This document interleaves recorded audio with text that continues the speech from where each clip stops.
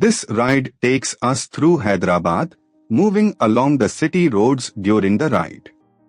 The mood here is calm and focused, with the sound of the engine carrying us through the changing rhythm of the streets. Let the road unfold naturally as we settle into this stretch. A little further along, this part of the route shows a grounded side of Hyderabad, where everyday movement defines the street. Shops, side lanes, and passing vehicles build a sense of momentum, and the pace stays steady.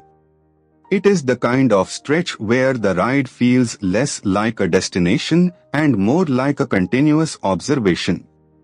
As the ride continues, here is something worth knowing about this part of Hyderabad.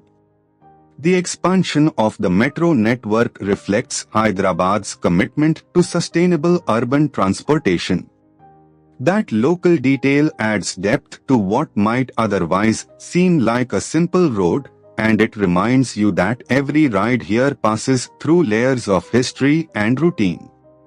Coming into the next stretch, from the rider's perspective, this section is defined by spacing, timing, and attention. Traffic flows in its usual unpredictable pattern, so every opening on the road matters. The experience becomes less about speed and more about reading the street early, staying smooth, and keeping the ride controlled. Further down the route, as the route continues, the presence of history Nizam gives this stretch a stronger sense of place. Landmarks like this help anchor the ride because they turn a moving sequence of roads into something memorable.